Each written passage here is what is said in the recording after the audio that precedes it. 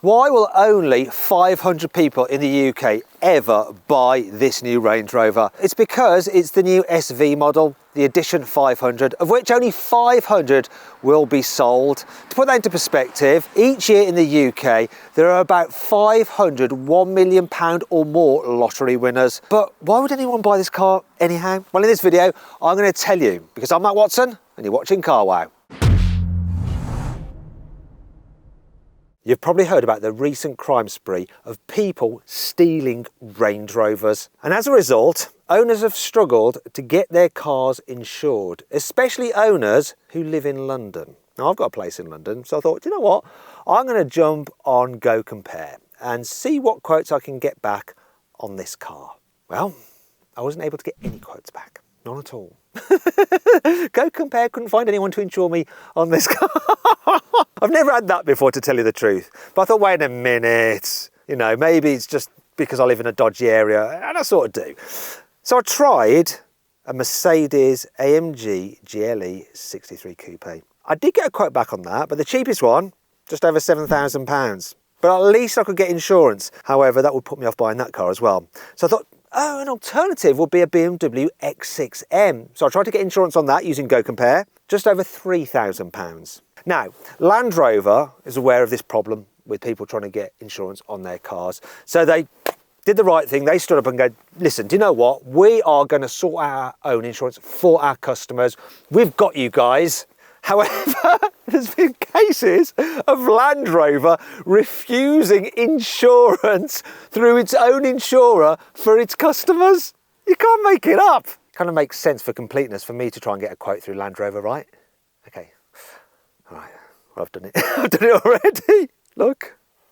Sorry, we are currently unable to provide you with a quote for your Land Rover. Another issue with this car is the fuel economy. This one is averaging 16.8 miles to the gallon. Very expensive to run, and you'll find yourself visiting petrol stations a lot. Now, when you compare it to the plug-in hybrid, one of which you can get with 550 horsepower, so not that low on power compared to this really, that car apparently will do over 400 miles to the gallon. Well, it will do if you plug it in regularly and don't rinse out your battery. But still, yeah. The fuel economy could be an issue, though I think to most of the people it's the fact of having to stop and fill up. That's more of a problem if you're rich enough to be able to buy one of these cars. Because obviously for rich people, time is money. Land Rovers have a bit of a poor reputation for reliability, and this Range Rover SV is no exception. It's only done 1,000 miles and it's already been back to the dealer to have a fix. So let's find out exactly what went wrong. So I'm going to grab the owner. Doesn't really want to be on camera, but come on, Troy, come on in and tell us your sorry story. So what happened to your car? Had the vehicle, the power opens up over the first 310 miles, 500 kilometers. As soon as the 310 miles went past, literally from 320 miles, it started making some funny noises, taking off, spirited, going out of T-junctions, made some noises. By 7 o'clock that night, it made some horrendous noises and sounded like metal on metal, and it was something called the transfer box.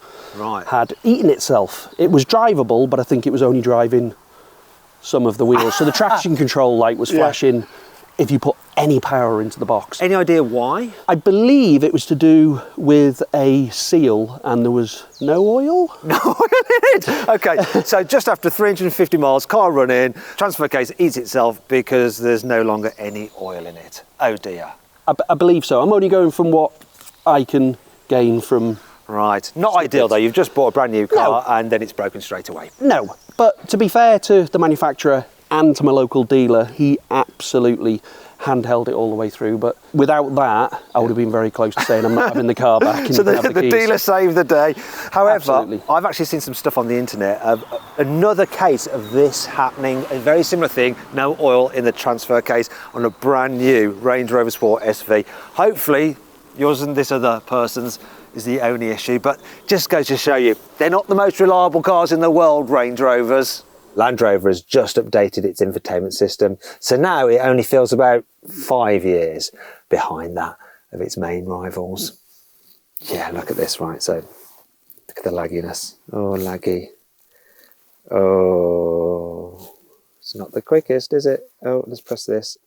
Oh, Oh, look, that brings you on to the temperature controls. Before they updated the infotainment system, you had some knobs that you could turn very quick, very easy to use. I like them. Whereas now, climate is all done through the screen. So if you want to do fan speed and stuff like that and really control your temperature exactly as you want it, yeah, you have to go through some menus.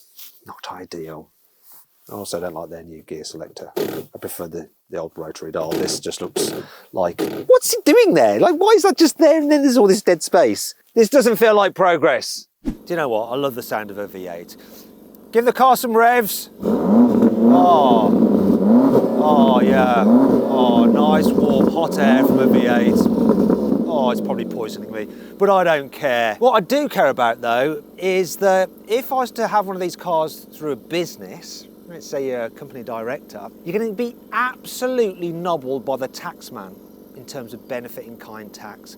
For the very higher rate taxpayers, which you're probably going to be if you can afford one of these cars or you work for a company that will buy it for you, you're going to pay, actually in tax, £28,000 a year as benefit in kind. That is insane. And that's why, really, if you're going to have a Range Rover through your company, you're not going to be able to have the SV. You're going to end up with a hybrid because the benefit in kind on that car is just under £2,600 a year. So none of this. Rev it up again. Such a shame. Buying a new or used car? Then you need to visit Carwow and we'll help you find your perfect car at a price you'll love.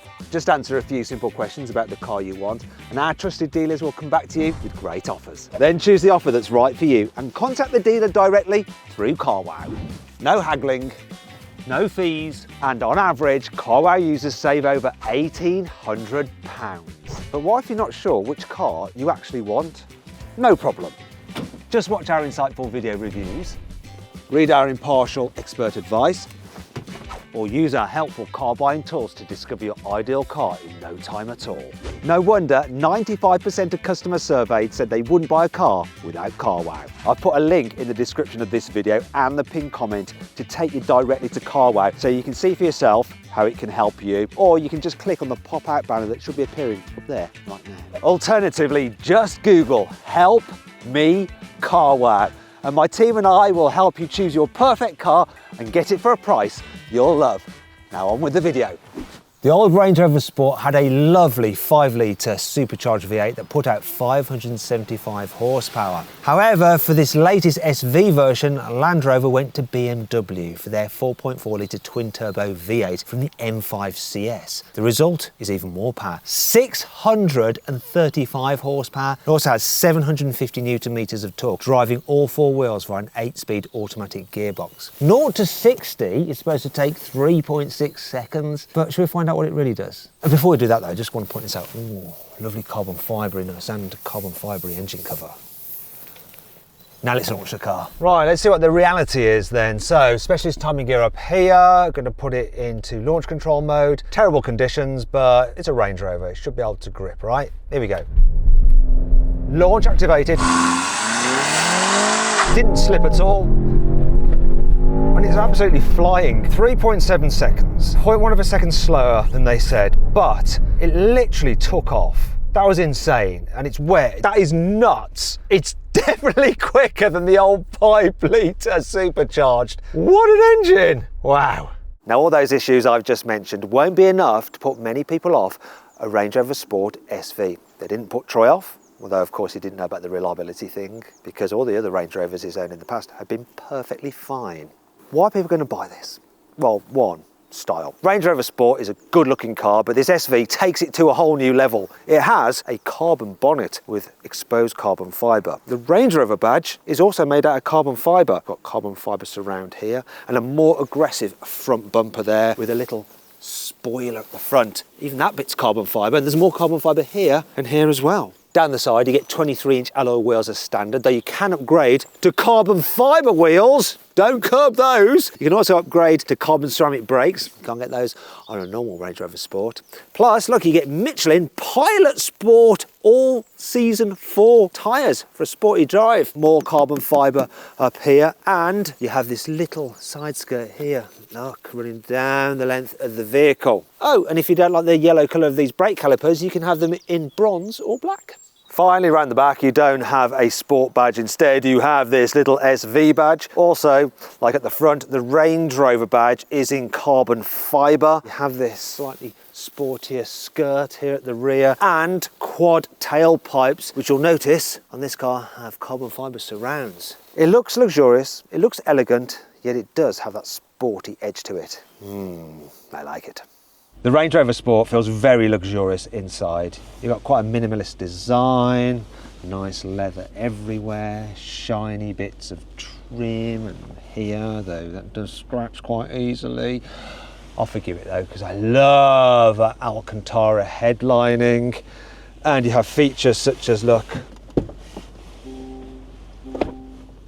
oh, soft close, all very nice. However, the SV has some extra bits. For instance, you get these carbon fibre back sport seats with an illuminated SV logo. Also, you get ceramic on the gear selector, so it feels absolutely glorious to touch. Then the paddle shifters have this little perspex bit that's transparent on the top, and when you press the SV button on the steering wheel, they glow red. But perhaps my favourite thing is something that's been introduced on this new SV model. It's called Subpack. So what you have is a stereo system with 1900 watts, and it has 29 speakers. But you also have big speakers in the two front seats. And that means that when you play music, you actually get vibrations through the seats. So you feel the music as well as hearing it. It just, it's kind of climactic. Is that a word? Climactic? Climax? Anyway, let's move on because it sounds a bit dirty. The luxury feel of this car also extends to the way it drives. It's very, very relaxing. The air suspension deals nicely with bumps. It's quiet in here. You don't really hear other traffic as you drive past it. Really, really nice and serene. Also, you're sitting up very high. You get to look down on other people and lesser motorists. It really does just make you feel special. But one of the great things about this car is that while it is a big luxury barge, it's actually quite easy to drive in narrow places because, look at this, you've got rear wheel steering, which means the turning circle is a lot better than this bus. It's actually just 10.5 metres. Will I be able to make it round without touching that wall? Sorry if I hit it. Sorry, Troy. Oh, Troy, don't look. I've gone around that mini roundabout once. Yay! Ah, lovely. Yes, you wait for me. I'm in a Range Rover, my friend. But this SV version of the Range Rover Sport, Land Rover have heavily worked on the chassis. They've changed the suspension geometry. They've altered the suspension components. They've fitted a whole new rear subframe, and they've introduced something called 6D dampers. Works a little bit like one of McLaren, where all the dampers are connected to one another, both forward and backwards, both across the axles and then diagonally as well. So that's 6, isn't it? 1, 2, 3, 4, 5, 6. And what that means is they can do away with anti-roll bars because you use the damper system to stop the car rolling. You can even stop it pitching. It just keeps it nice and flat. They've also combined that with an uprated steering rack, which is more responsive.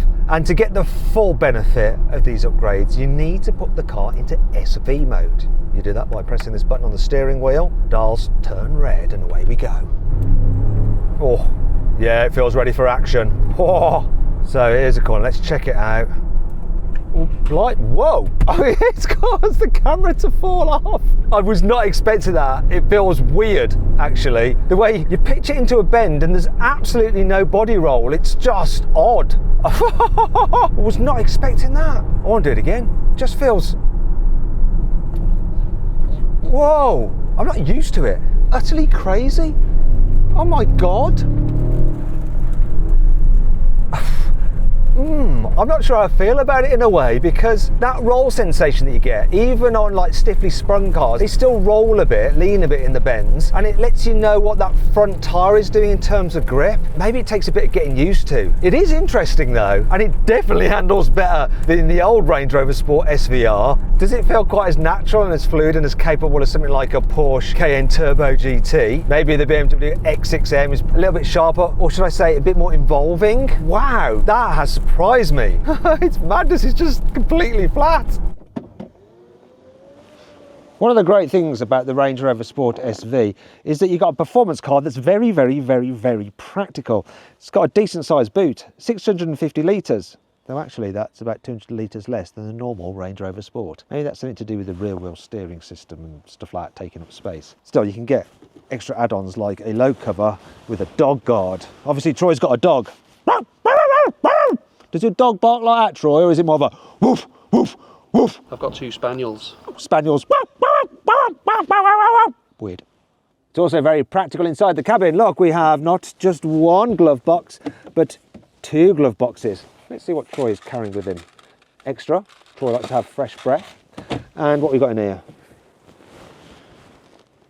Troy's glasses case, a cloth for cleaning the screen, iPhone cable, some money that I've just dropped on the floor, and a bit of old schoolness.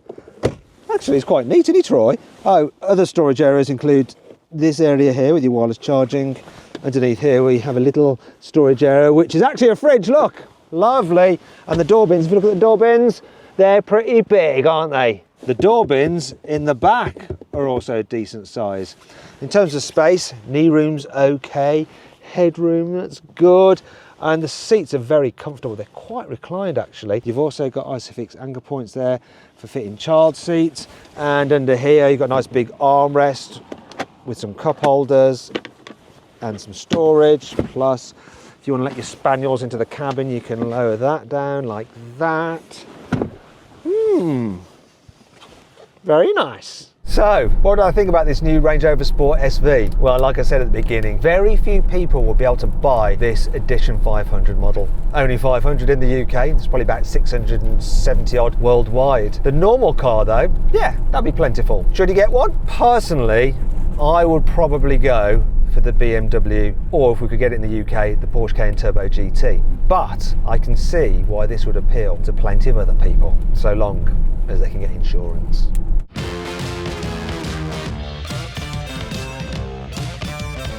Anyway, I hope you enjoyed the video. If you did, give it a like. Click on the video windows for some more videos, and on the carwow box to go to carwow for a surprise that I've arranged personally for you. Yeah, click the link, find out what it's all about.